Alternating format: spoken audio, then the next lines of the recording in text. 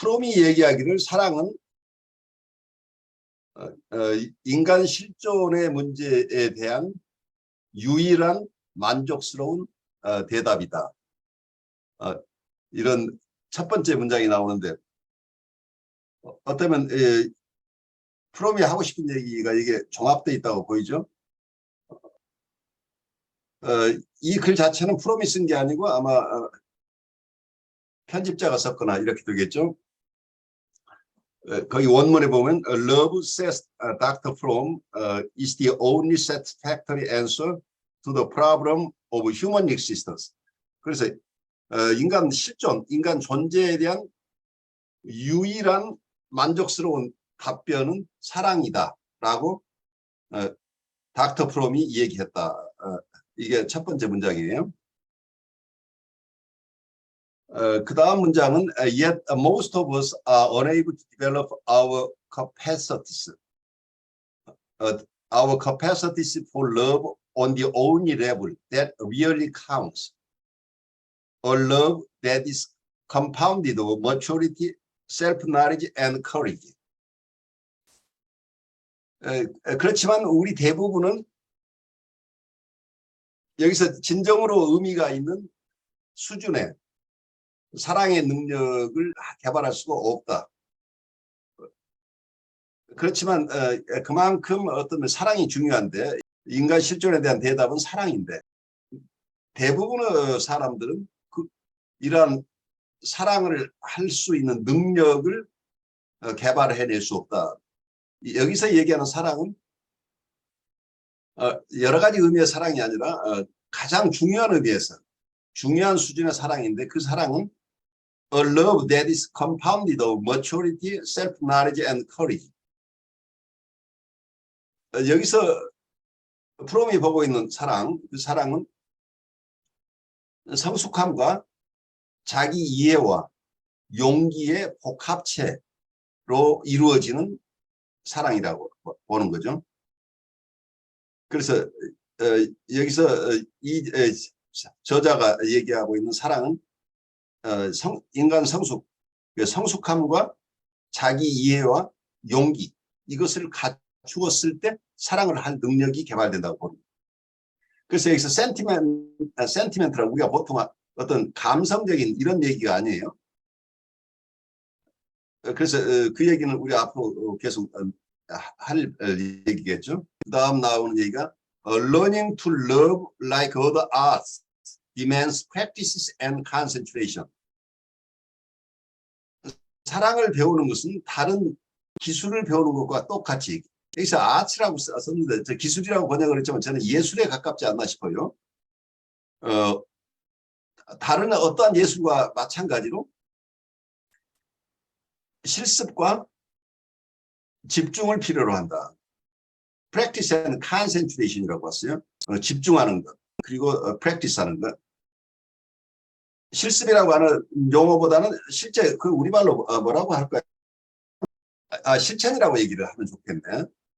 그러니까 여기서는 practice는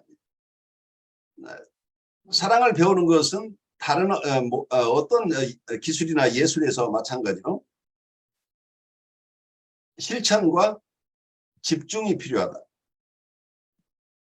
Even more than any other art, it demands genuine insight and understanding. 다른 어떤 기술이나 예술보다도 심지어 다른 어떤 기술이나 예술보다도 이 사랑은 진정한 통찰과 이해를 필요로 한다. 이해를 요구한다. In this startling book, 이 놀라운 책에서 Dr. Fromm discusses love in all its aspects. 사랑을 모든 측면에서 논의하고 있다. Not only romantic love, 단순하게 낭만적인 사랑뿐만이 아니라 이 낭만적인 사랑을 설명하면서 so surrounded by false conceptions. 보통 잘못된 개념들로 둘러싸여 있는 낭만적인 사랑뿐만이 아니고 but also love of parents for children, brotherly love, erotic love, self-love, and love of God.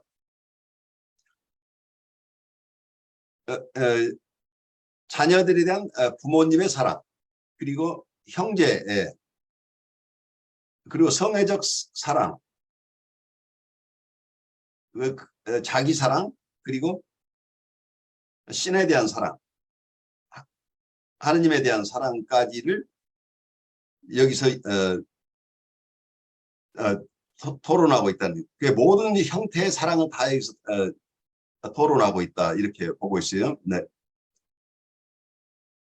그래서 이 프롬은 여기에서는 단순하게 로맨틱한 사랑, 보통 여러 가지 혼란된 혹은 잘못된 관념들로 휩싸여 있는 낭만적인 사랑뿐만이 아니라 자녀에 대한 부모님의 사랑, 형제의, 그리고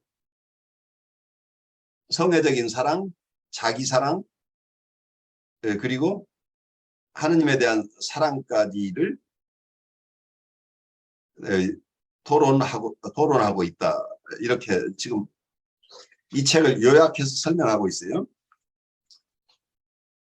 그 다음에 우리 이 책의 컨텐츠, 차례를 한번 보면, 첫 번째가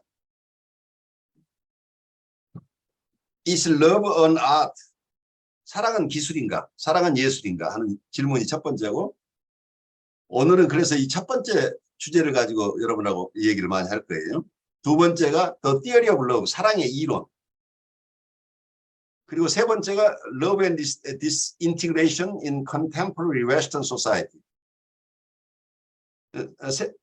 두 번째는 사랑의 이론에 대해서 얘기를 하고, 세 번째는 현대 서구 사회에 있어서의 사랑과 그 붕괴에 대한 얘기를 하고, 네 번째에서 The Practice of Love, 사랑의 실천에 대한 얘기를 하게 되는데, 그래서 크게 봐서 4개 챕터로 되어 있는데, 이 중에 가장 많은 비중을 차지하는 게 사랑의 이론 부분이에요. 사랑의 이론 부분은 또 크게 셋으로 나누었는데, 첫 번째가 Love the answer to the problem. Love the answer to the problem of human existence. 사랑, 그것은 인간 실존의 문제에 대한 해답이다 하는 주제로 첫 번째 얘기를 하고 있고, 두 번째에서는 Love between parent and child, 부모와 자녀 간의 사랑. 그리고 세 번째가 The object of love. 여기서는 사랑의 대상이라고 명명하고, 거기에 그 대상에 따라서 또 5가지로 나누어서 설명을 해요. 첫 번째가 brotherly love, 이거 인류애라고, 형제 혹은 인류애라고 하는 그런 분류를 하고, 두 번째가 motherly love, 모성애, 세 번째가 erotic love, 성애, 그리고 네 번째가 self love, 자기 사랑. 자기애라고 번역하는 거가 오해를 불러일으킬 수 있는데, 자기 사랑이라고 차라리 얘기하면 좋겠어요.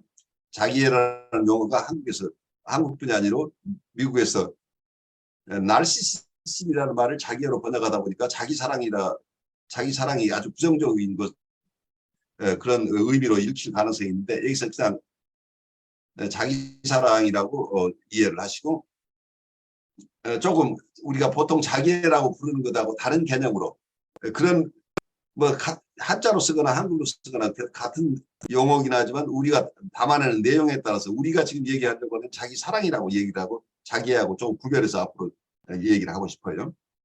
일반적으로 생각하는 자기애하고 다른 자기 사랑을 우리가 공부할 필요가 있을 것이다 생각이 들어요. 그 다음에 Love of God, 신에 대한 사랑, 이렇게 나누어서 우리가 보통 사랑이라고 많은 사람이 얘기를 하고, 누구나 사랑은 다 알고 있는 것 같은데, 그 사랑을 이론적으로 아주 사람들이 여러 측면에서 사랑이라고 부르는 것들, 이렇게 다양한 측면에서 검토를 하고 있고, 그래서 어떤 여러 종류로 구별을 할 수도 있고, 여러 측면에서 사랑을 보고 있는 거죠. 그래서 각각 다른 심리 현상을 사랑이라고 얘기를 하고 있는데, 우리가 우리 스스로 사랑이라고 생각하는 것은 지금까지 나는 어떤 것을 사랑이라고 생각해 왔는가 하는 것을 우리가 비춰볼 필요가 있고, 그리고 우리가 이웃을 만나거나 임상에서 여러분들이 내담자를 만났을 때 그분들 모두가 사랑을 갈구하고 있어요. 모두가 사랑 때문에 힘들어하고 있는데 그분들이 사랑을 얻고 싶어 할 때 그 사랑은 무엇인가? 이분들이 생각하는 사랑은 무엇인가? 그리고 이해하는 건 굉장히 중요해요. 그래서 같은 단어, 사랑이란 러브나 사랑이라고 하는 이 단어 속에 담겨져 있는 의미는 사람마다 다르다. 여기서 어쩌면 프롬이 애를 써서 여러 가지 분류를 하고 있지만 그 분류 자체도 또 하나의 총괄적인 얘기일 뿐이에요. 어떤 분은 브라더리 러브라는 것도 각자가 이해하는 브라더리 러브가 또 다르죠. 모성애도 사람마다 모성애가 굉장히 많다고 하지만 그게 모성애라고 생각하지만 각각 드러나는 양상은 달라요. 같지 않다는 거죠. 그래서 우리가 상징과 리얼리티를 구별을 해야 된다는 것을 여기서 좀 강조하고 싶어요. 사랑이라는 용어, 이건 상징이에요. 그런데 어떠한 리얼리티를 표현할 때 사람이 그것을 커뮤니케이션 하기 위해서 혹은 자기가 이해하기 위해서 거기에 사랑이라는 이름을 붙였는데 그 사랑이라고 부르는 그 대상은 수없이 많다는 얘기죠. 근데 실제 그 사랑이라는 용어를 사용하는 사람이 이해하고 있는 사랑은 각각 다 다르다. 그래서 어느 분의 사랑 얘기를 듣을 때 그 사랑 얘기를 내가 생각하는 사랑으로 동일시해서 직접 받아들일 여러분들이 편하게 영화를 보거나 소설을 보거나 할 때 여러분 방식으로 받아들여도 얼마든지 좋지만 임상에서 어떤 분을 이해하고 보아드린다고 한다면 그분이 얘기하는 사랑은 내가 생각하는 사랑하고 많이 다를 수 있다는 것을 여러분들이 항상 이해해야 되는 거죠. 그래서 언어의 통일이 되지 않고 있는 현실을 우리가 이해해야 된다. 우리가 아무리 언어 통일을 하려고 해도 언어 통일이 안 된다는 걸 이해해야 돼요. 특히 느라틱한 수준이 아니고 보드라인 레벨이나 사이카틱한 레벨에 있는 분들이 쓰는 용어들은 일반적인 상징어가 아닌 경우들이 많다는 거예요. 일반 사람들이 이해하는 같은 내용의 상징, 현실을 담고 있는 용어가 아니라는 것을 이해해야 되기 때문에 우리가 임상에서나 일상 대화에서 사람들하고 얘기할 때 그분들이 표현하고 있는 것, 언어로 표현하고 있는 것이 실제 무엇인가를 우리가 쉽게 안다고 생각하는 것 착각일 가능성이 있습니다. 우리가 그분들의 얘기를 깊이 듣지 않고는 이해할 수 없다는 것을 우리가 먼저 이해해야 돼요. 언어가 가지고 있는 한계를 깊이 이해해야 됩니다. 특히 사랑의 문제에서는 이건 더욱 중요한 것 같아요. 모든 사람이 사랑한다고 하고 있어요. 이혼하러 오는 분들 다 너무 사랑하는데 저분이 자기하고 지금까지 30년 살아온 저 사람의 도저히 고쳐지지 않는 저 부분 때문에 나는 더 이상 저분하고 살 수 없다. 이제 이런 상황들 서로 사랑을 하지만 헤어진다고 계속 우기는 이런 커플들이 얼마든지 있어요. 사랑하지만 살아낼 수 없어서 헤어지는 사람들이 많은데 각자가 생각하는 사랑이 다를 가능성들이 있기 때문에 이분들 각자가 하는 얘기를 깊이 이해하는데 이번 학기에 우리가 이 사랑 공부를 하는데 그런 임상적인 것 그리고 우리가 내가 생각하는 사랑이 무엇인가 내가 평생 살아가면서 사랑을 한다고 하는데 그 사랑이 나는 무엇을 가지고 사랑이라고 이해하고 있는가 하는 걸 우리가 묵상이나 관상하는 시간으로 이 시간들이 활용됐으면 좋겠어요. 이번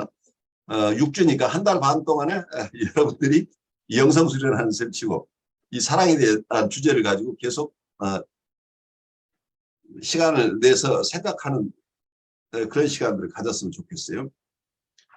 그리고 에릭 프롬이 쓴 서문을 같이 한번 읽어보죠. 아마 원문은 여러분들이 나중에 보기로 하고 번역본을 제가 조금 읽어볼게요. 머리말, 사랑의 기술에 대한 편리한 지침을 기대하는 사람들은 이 책을 읽고 실망을 느낄 것이다.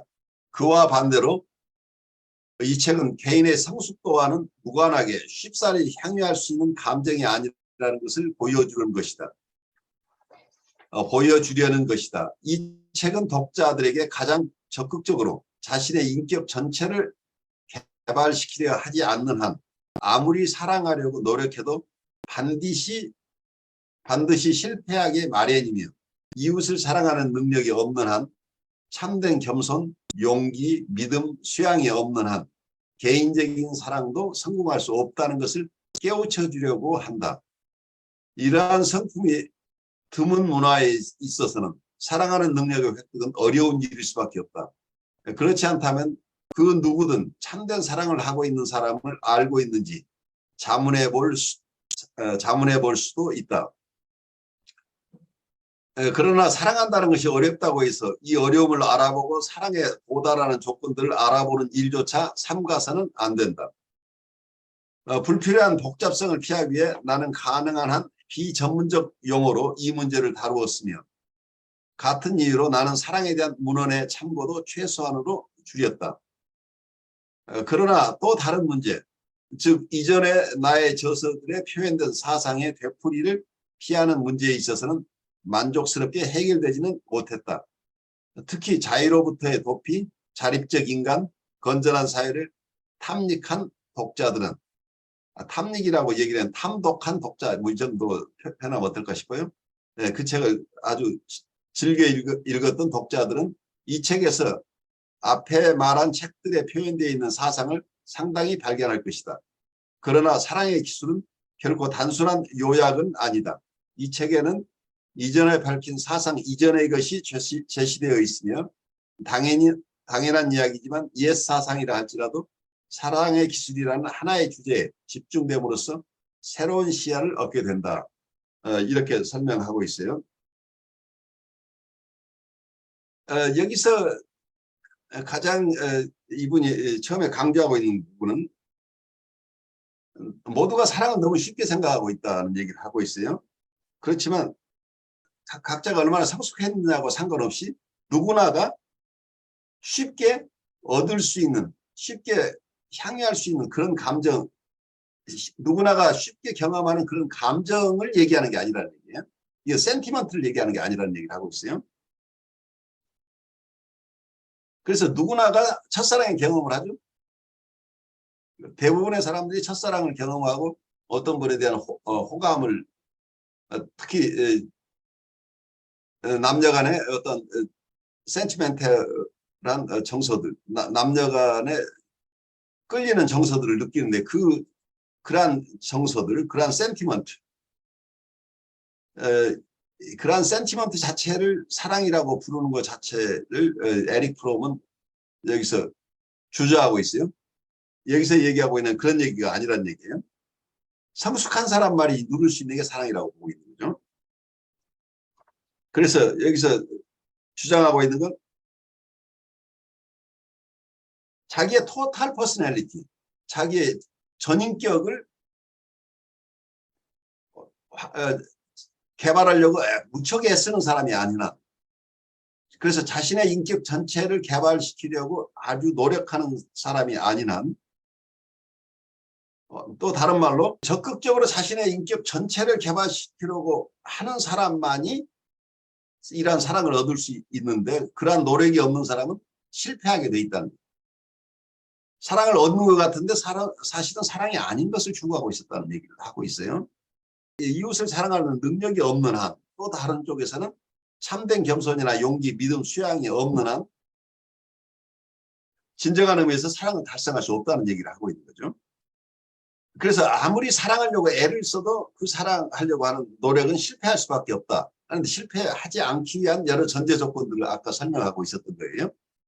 그만큼 여기서 에릭이 보고 있는 사랑은 진정한 이웃사랑을 얘기하고 있는데 진정한 이웃사랑만을 얘기하는 거고 진정한 이웃사랑은 진정한 자기 사랑을 전제로 한 것이기 때문에 여기서는 굉장히 많은 얘기들이 포함되어 있어요. 그래서 이 머리말에서는 참다운 사랑이 무엇인가? 여기 사랑의 기술이라고 할 때는 단순한 우리가 쉽게 느낄 수 있는 정서의 얘기가 아니고 완성된 혹은 완성을 향해서 애쓰고 있는 인격만이 누릴 수 있는 사랑을 얘기하고 있는 거죠. 그래서 깊은 의미의 사랑을 책에서 탐구하고 있다 이렇게 이해하면 좋겠어요. 그 다음에 아주 재밌는 게 나오는데 이게 파라켈수스의 얘기가 나와요. 파라켈수스의 얘기를 어쩌면 여기서 서시라고 할까요? 에릭 프롬이 굉장히 감명받았던 것 같은데 그 얘기를 같이 한번 읽어보면, 아무것도 모르는 자는 아무것도 사랑하지 못한다. 아무 일도 할 수 없는 자는 아무것도 이해하지 못한다. 아무것도 이해하지 못하는 자는 무가치하다. 그러나 이해하는 자는 또한 사랑하고 주목하고 파악한다. 어떤 것에 대한 지식이 늘면 늘수록 사랑도 더욱더 커진다. 모든 열매가 딸기와 동시에 있는다고 상상하는 사람은 포도에 대해 아무것도 모른다. 이런 아주 유명한 구절을 에릭 프롬이 가져왔어요. 여기서 파라켈수스는 스위스에서 태어난 1493년에 태어나서 1541년까지 사신 의사인데, 이때가 중세에서 근세로 넘어오는 시기이기 때문에 그 당시에 중세에 가까운 시절이죠. 이때 그 시절에서는 의학이 독립적인 발달을 했다기보다는 여러 학문이 섞여 있었기 때문에 이분은 연금술사이기도 하고 의사이기도 하고 점성술사이기도 하고 그리고 철학자이기도 했어요. 그런데 이분이 의학에 크게 공헌한 부분은 케미스트리, 그 화학을 도입을 해서 화학 물질을 사용하는 것들을 이분이 시도했다고 그래요. 그리고 알코올이라는 말도 이분이 만들어내는 말이라고 그래요.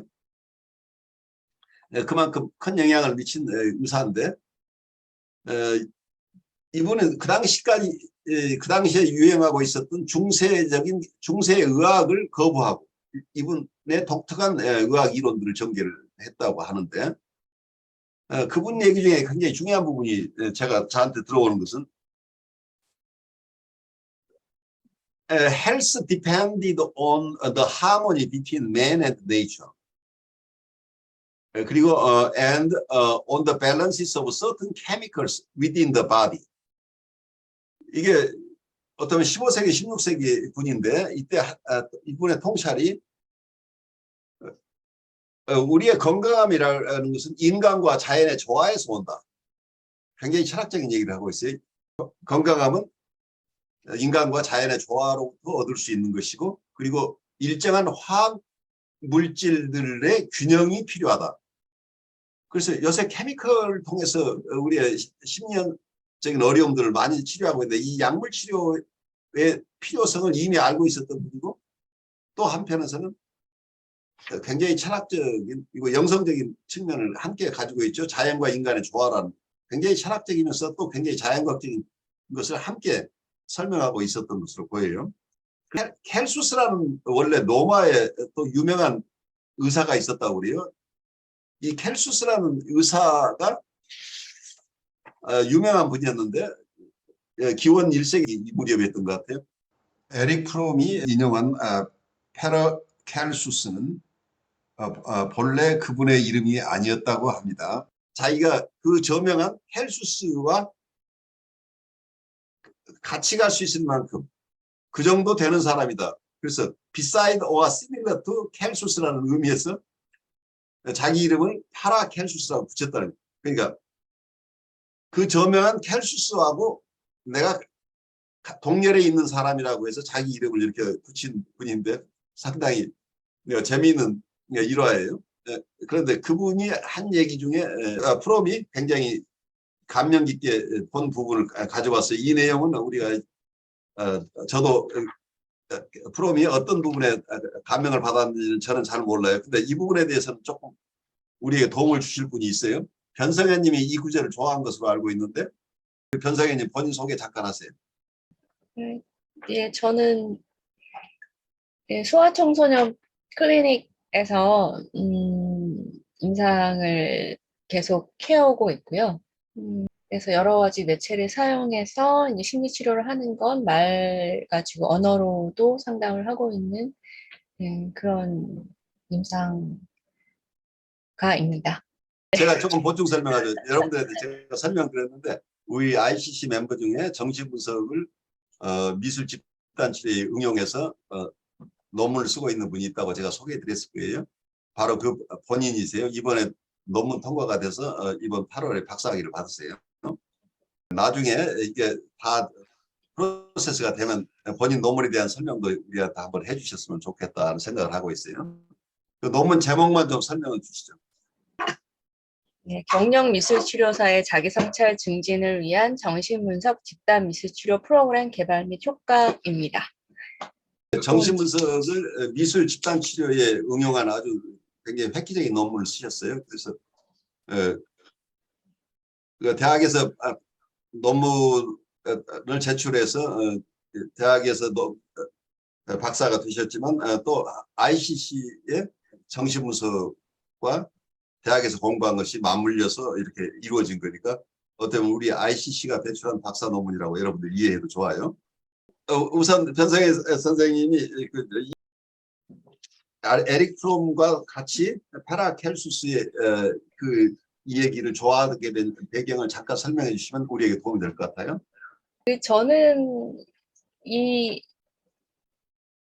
사실은 박사 끝내고 나서 이제 좀 아무것도 하기 싫은 상태였는데 교수님께서 이 사랑의 기술 책을 이제 소개를 해주셔서 이거에 대해서 조금 차일피일 미루다가 얼마 전에 이제 잠깐 이제 보내주신 걸 보다가 이 파라켈투스의 이 문장을 보고 너무 좋더라고요. 근데 그 중에서 이제 모든 열매가 딸기와 동시에 익는다고 상상하는 사람은 포도에 대해서 아무것도 모른다라는 그 기절이 좋아서 살짝 그 비혼 얘기도 떠오르고, 비혼이 왜 임상에 들어가기 전에 모든 선입견, 편견, 어떤 이미지, 치료자로서의 어떤 생각과 감각과 이런 것들을 모두 잊어버리고 임상에 들어가라고 하는 유명한 글이 있잖아요. 말씀이 있잖아요. 그것과도 연결이 되면서 임상가로서 이 부분을 꼭 숙지하고 우리가 잘 담고 가져가야 되는 글이라는 생각이 들어서 픽업을 했습니다. 그래요. 아주 중요한 통찰이죠. 그러니까 모든 과일이 스트로베리하고 같은 시점에서 익는다. 그러니까 딸기와 포도가 다르다는 것을 모른다고 한다면 사실은 포도에 대해서 아는 것이 없다. 이런 얘기겠죠. 그 과일이라고 하는 것, 하나의 범주에 속하는 것은 다 같은 과일은 과일이다. 이렇게 봐버리면 그러니까 우리가 일반화의 오류, 범주의 오류에 빠져버릴 가능성들이 굉장히 높은 거죠. 그러니까 말하자면 개성분은 어떤 분이고 호남분은 어떤 분이고 미국 사람은 어떤 이런 개념, 제너럴라이즈 된 개념들이 많은데 사실은 우리가 굉장히 조심스러운 게 정신분석에서 진단을 한다고 하는 게 이분 보드라인이라고 진단을 딱 어떤 분이 하고 나면 그분은 눈에는 후과에서 보드라인의 특성만 다 보이는 이런 상황이 일어나 버려요. 그런데 실제 그 리얼리티를 보는 게 아니고 그 진단명에 의해서 이분을 보기 시작하는 거죠. 그러니까 이게 포도인지 딸기인지 보는 게 아니고 과일이라는 개념만 가지고 봐버리니까 각각 전혀 다른 리얼리티인데 그걸 같은 과일이라는 범주로 봐버린다 한다면 실제로는 아무것도 모르는 거죠. 그래서 안다고 하는 것은 굉장히 심층적인 안이 필요한데 피상적인 안, 특히 편견을 가지고 어떤 이해를 했다고 하는 것 자체가 굉장히 위험한 거죠. 많은 사람들이 싸우면서 난 너 이해해야 돼. 이야기 뭘 이해해? 네가 아는 게 뭐 있다고. 이게 서로 싸우잖아요. 보통 일반 사람들이 다툴 때. 다들 서로 네 얘기 내가 다 알아들어서 하는데 실제로 알아듣는 사람이 하나도 없어요. 서로 알아듣지 못하면서 알아듣는다고 우기고 있는 거죠.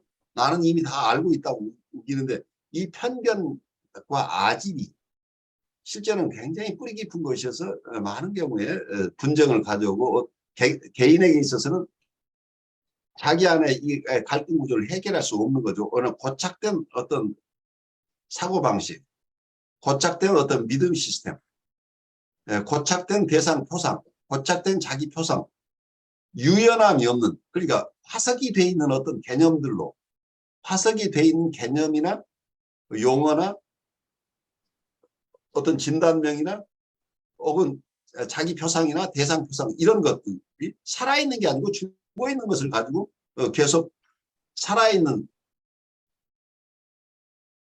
실제 대상들을 판단하려고 하기 때문에 계속해서 엇갈리고 갈등이 생기는 거죠.